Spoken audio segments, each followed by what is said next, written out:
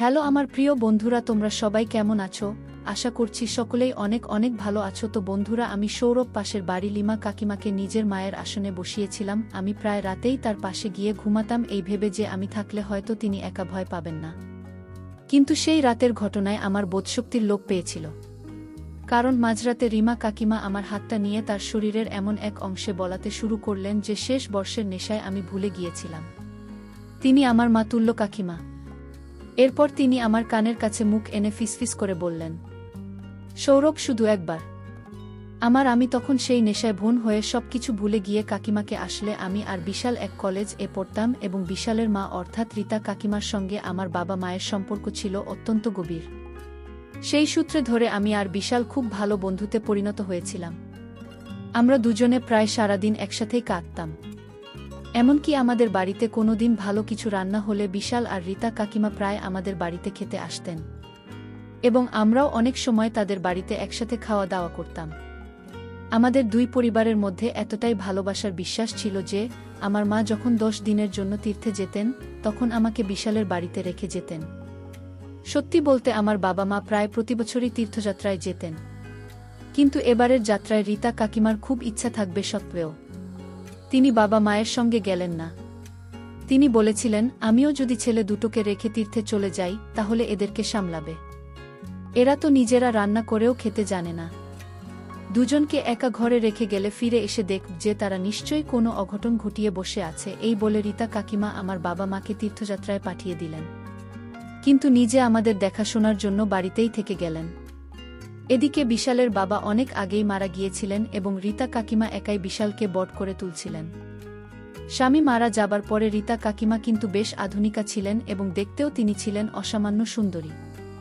বিশেষ করে তিনি যখন আধুনিক পোশাক পরতেন তখন তাকে দেখে বোঝার উপায় ছিল না যে তার কলেজ-এ পড়া এক ছেলে আছে।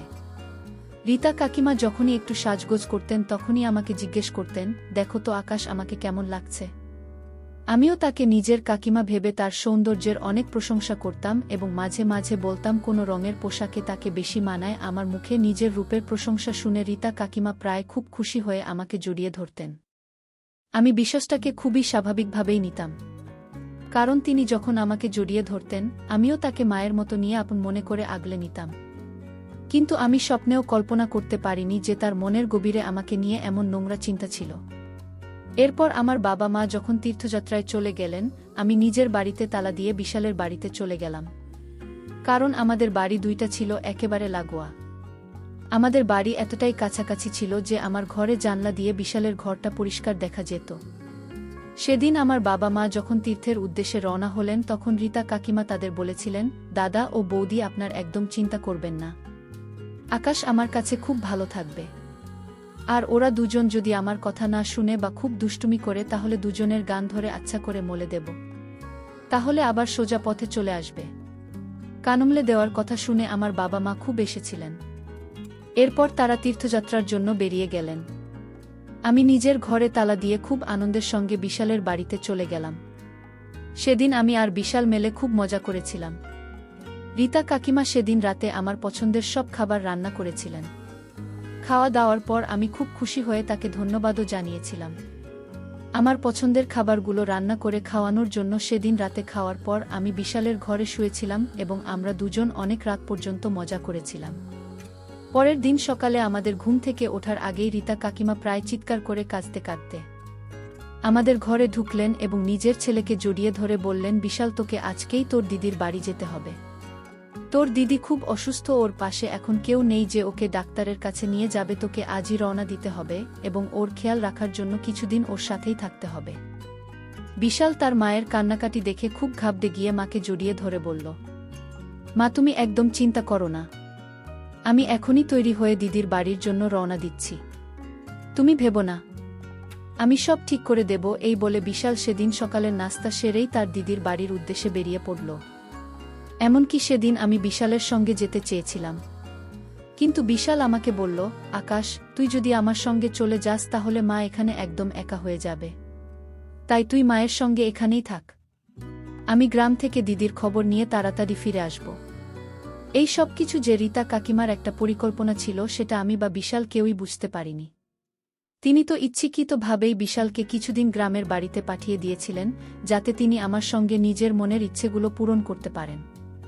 সেদিন বিশাল চলে যাওয়ার পর রীতা কাকিমার মুখে দুঃখ বা কষ্টের কোনো চিহ্নই দেখতে পায়নি, যেটা আমি সকালে দেখেছিলাম। দুপুরের খাওয়া দাওয়ার পর রীতা কাকিমা আমার ঘাড়ে হাত রেখে বললেন, আকাশ, আজ আমরা দুজন সিনেমা দেখতে যাব। আমি 2টা টিকিট কেটে রেখেছি।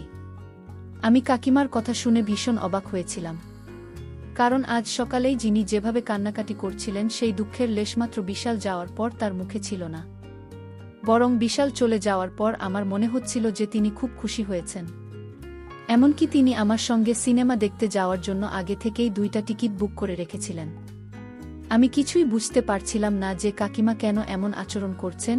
সেদিন বাধ্য হয়েই আমাকে কাকিমার সঙ্গে সিনেমা দেখতে যেতে হয়েছিল। সিনেমা দেখতে যাওয়ার আগে তিনি আমার সঙ্গে এমনভাবে কথা বলছিলেন যেন আমি তার প্রেমিকা। তিনি আমার প্রেমিকা। উনি বারবার আমাকে জিজ্ঞেস করছিলেন, আকাশ, আমাকে দেখতে কেমন লাগছে? সেদিন তিনি একটা অস্বস্তিকরভাবে ছোট পোশাক পরেছিলেন, যা দেখে আমার একদমই ভালো লাগেনি, কারণ আমি তাকে নিজের মায়ের চোখে দেখতাম। বিশাল চলে যাওয়ার পর আমি যতবারই তাকে কাকিমা বলে ডাকতাম, ততবারই তিনি আমাকে বলতেন, আকাশ, তুমি আমাকে বারবার কাকিমা বলে ডাকো না তো, আমার একদম ভালো লাগে, তাই তুমি আমার নাম ধরেই ডাকবে। বিশাল চলে যাওয়ার পর তার এই অদ্ভুত আচরণ রেখে আমি নিজেই খুব অবাক হয়ে গিয়েছিলাম।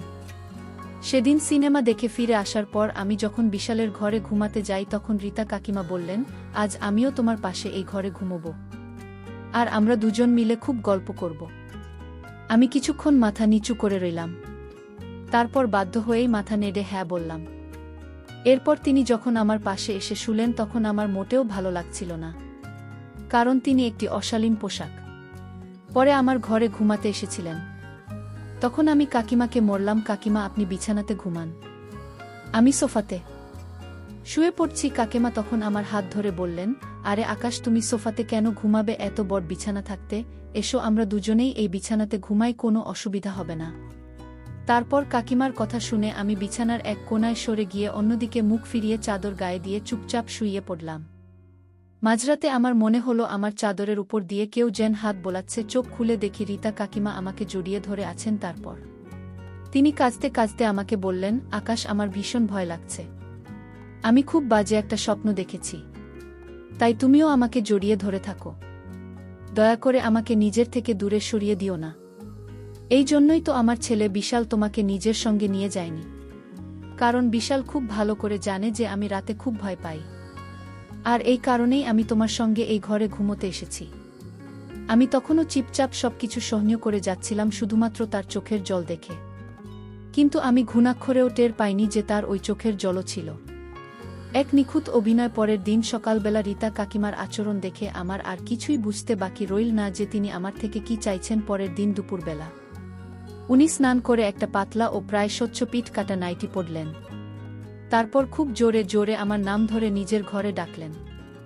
আমি যখন তার ঘরে গেলাম, তখন তার দিকে তাকিয়েই আমি লজ্জায় মাথা নিচু করে ফেললাম। তারপর বললাম, কাকিমা, আপনি আমাকে কেন ডাকলেন? তিনি তখন আমার কাছে এসে আমার ঘাড়ে হাত রেখে বললেন, আকাশ, কতবার বলেছি আমাকে কাকিমা বলা বন্ধ করো? আমি কত সুন্দরী আর তরুণী, তবুও তুমি আমাকে কাকিমা বলে রাখো। আচ্ছা ঠিক আছে, চলো আর বেশি কথা না বাড়িয়ে এই ক্রিমটা আমার পিঠের মধ্যে মাখিয়ে দাও। কাকিমার কথা শুনে আমি হতভম্ব হয়ে তার চোখের দিকে তাকিয়েছিলাম, কারণ তিনি কেন এসব করছেন তা আমার মাথায় আসছিল না। আমার মনে হচ্ছিল তিনি নিজের সমস্ত লজ্জা শরম ত্যাগ করেছেন। আমি তখন রেগে গিয়ে বললাম, আমি আপনার পিঠে ক্রিমটা লাগাতে পারবো না। কাকিমা তখন আমার দিকে তাকিয়ে বললেন, আরে এত লজ্জা পাওয়ার কি আছে? তোমার নিজের মা যদি বলতো, তাহলে কি তুমি তোমার মায়ের পিঠে বা পায়ে ক্রিম লাগিয়ে দিতে না? তিনি যখন আমার মায়ের কথা বললেন, তখন আমার ইচ্ছা না থাকা সত্ত্বেও আমি মুখটা অন্যদিকে ঘুরিয়ে তার পিঠে ক্রিম লাগিয়ে দিলাম।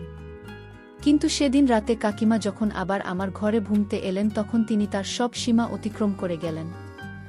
অনেক চেষ্টার পরেও যখন আমি তার মনের ইচ্ছা পূরণ করলাম না, তখন সেদিন রাতে যখন আমার ঘরে ঘুমোতে এলেন, তখন আমি আগের দিনের মতোই তার সঙ্গে বেশি কথা না বলে ঘরের এক কোণায় গিয়ে নিজেকে গুটিয়ে চাদর মুড়ি দিয়ে শুয়ে পড়লাম।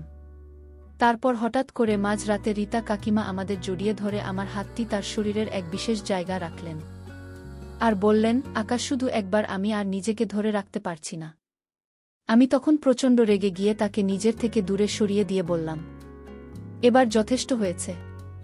আপনার কি মাথা খারাপ হয়ে গেছে?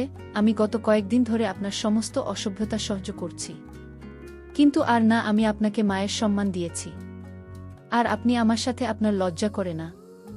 নিজের ছেলের বয়সে একটা ছেলের সঙ্গে এসব নোংরামি করতে তিনি তখন বিছানার থেকে নেমে আমার হাত ধরে পাগলের মতো অনুনয় করতে শুরু করলেন আর বলতে লাগলেন, আকাশ প্লিজ আমার ইচ্ছাটা পূরণ করো। আমি আর সহ্য না করে তাকে হুমকি দিয়ে বললাম, আপনি যদি আর একবারও আমার সঙ্গে এমন নোংরা কথা বলেন তাহলে আমি এক্ষুনি সবকিছু ভুলে গিয়ে আপনার ছেলেকে ফোন করে আপনাদের যখন ওর আচরণের কথা জানিয়ে দেব। শুধু তাই নয়, আপনি যদি নিজেকে না বদলান তাহলে আমি এক্ষুনি আমার বাবা মাকেও ফোন করে আপনার ব্যবহারের ব্যাপারে সব সত্যি কথা বলবো।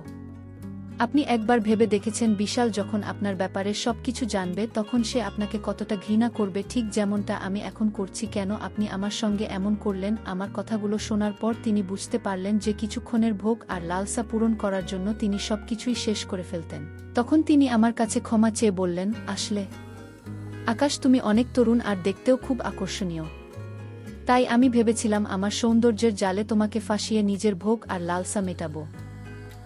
কারণ আমিও তো একজন মানুষ, আমারও কিছু অনুভূতি আছে। এত বছর ধরে আমি একা আছি আর আমারও ইচ্ছা হয় কারোর ভালোবাসা আর আদর পাওয়ার, কিন্তু আমি ভুল ভেবেছিলাম তুমি সেই ধরনের ছেলে নাও। তুমি খুব সৎ, তাই আমাকে ক্ষমা করে দাও। আর দয়া করে এই কথাগুলো কখনো কাউকে বলো না। আমি তোমাকে কথা দিচ্ছি আমি আর কোনোদিন তোমাকে ওই খারাপ নজরে দেখব না। তারপর কাকিমার কথায় বিশ্বাস করে আমি আর এই কথাগুলো কাউকে জানাইনি, কারণ এসব কথা প্রকাশ পেলে আমাদের দুই পরিবারের মধ্যে সম্পর্কটা নষ্ট হয়ে যেত, আর রীতা কাকিমা তার নিজের ছেলের চোখেও খারাপ হয়ে যেতেন। তাই আমি আর সম্পর্কগুলোতে নষ্ট করতে চাইনি। সেদিনের পর থেকে সবকিছুই ঠিক হয়ে গিয়েছিল। সেদিনের পর থেকে রীতা কাকিমার নিজের ভুল বুঝতে পেরে আমার সঙ্গে আর কোনোদিনও সেরকম নোংরা আচরণ করেননি। এমনকি একদিন আমি রীতা কাকিমাকে ব্যক্তিগতভাবে এটাও বলেছিলাম যে আপনি যদি দ্বিতীয়বার বিয়ে করতে চান তাহলে আমি বিশাল ভাই এর সঙ্গে এই ব্যাপারে কথা বলবো, আর একজন ভদ্রলোক খুঁজে আপনার আবার বিয়ের ব্যবস্থা করে দেব। রীতা কাকিমা তখন আমার কথায় হেসে বলেছিলেন, আমি নিজের ভুলটা বুঝতে পেরেছি, তাই শুধুমাত্র নিজের ইচ্ছা পূরণ করার জন্য আমি আর বিয়ে করতে চাই না। এখন আমাদের মধ্যে আগের মতোই আবার সবকিছু ঠিকঠাক হয়ে গেছে, আর আমার বাবা মা ও তীর্থযাত্রা থেকে ফিরে এসেছেন। তো বন্ধুরা, আজকের গল্পটি এই পর্যন্ত। গল্পটি তোমাদের কেমন লাগলো অবশ্যই কমেন্ট করে জানাবে। আরও এমন নতুন নতুন গল্প পেতে চ্যানেলটিকে সাবস্ক্রাইব করতে ভুল না জানো।